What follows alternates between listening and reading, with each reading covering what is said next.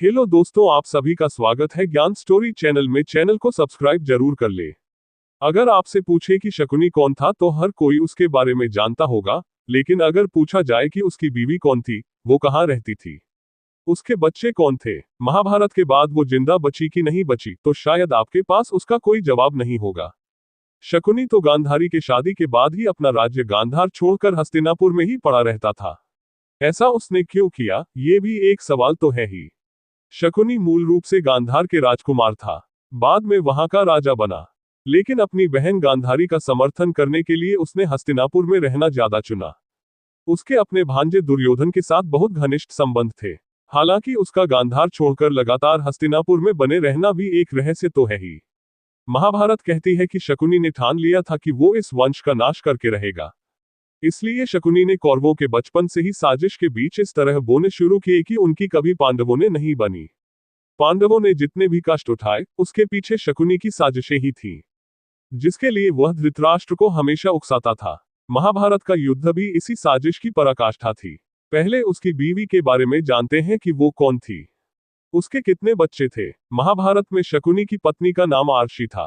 उनके 3 बेटे थे, उलूक, वृकासुर और विप्रचित्ति। उलूक की महाभारत के युद्ध में मृत्यु हो गई थी। महाभारत के मूल ग्रंथ में आर्शी के जीवन या उसके अंत के बारे में ज्यादा विवरण नहीं मिलता।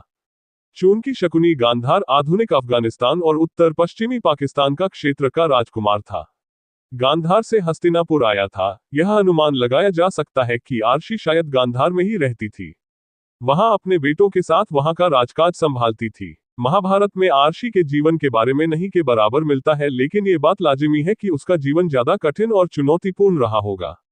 उसने बगैर शकुनी के ही 3 बेटों को शुरू से पाला। ऐसा लगता है कि वह कभी हस्तिनापुर भी नहीं आई।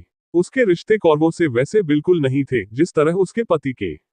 जब शकुनी हस्तिनापुर में रहते थे तब उनके गांधार राज्य का प्रबंधन उनके परिवार द्वारा किया जाता था।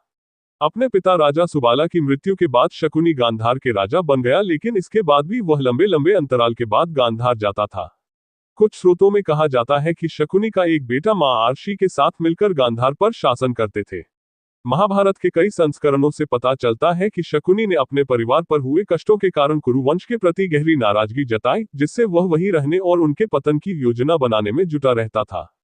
कुछ स्रोतों में यह भी कहा गया कि शकुनी को उनके मरते हुए पिता ने गांधारी और उनके बेटों की देखभाल करने का काम सौंपा था, जो हस्तिनापुर में उनकी उपस्थिति को और भी उचित ठहराता है।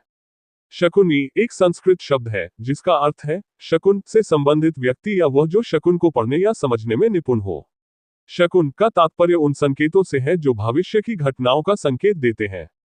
महाभारत के संदर्भ में शकुनी एक पात्र का नाम है जो गांधार का राजकुमार और कौरवों का मामा था। शकुनी का नाम उनके चालाक और धूर्त स्वभाव को दर्शाता है, क्योंकि वह अपनी योजनाओं और चालों के लिए प्रसिद्ध था। इसीलिए लोग आमतौर पर शकुनी नाम नहीं रखते हैं। शकुनी को धूर्त, बुद्धिमान और कपटी व्यक्ति के रूप में दिखाया गया है। वह अपने पासों के खेल का उस्ताद माना जाता था। उसके बारे में कहा जाता था कि उसके पासे हमेशा उसकी इच्छानुसार परिणाम देते थे। लोक कथाओं में कहा जाता है कि शकुनी के पासे उसके पिता सुबल की हड्डियों से बने थे। उनमें तांत्रिक शक्तियां थीं। कुरुक्षेत्र युद्ध के 17वें दिन शकुनी की मृत्यु पांडवों के सबसे छोटे भाई सहदेव के हाथों हुई।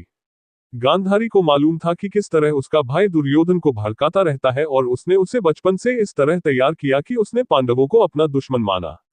इसके लिए गांधारी समय समय पर अपने भाई को बाजाने के लिए कहती थी, गुस्सा करती थी, लेकिन शकुनी पर कभी इसका असर नहीं हुआ।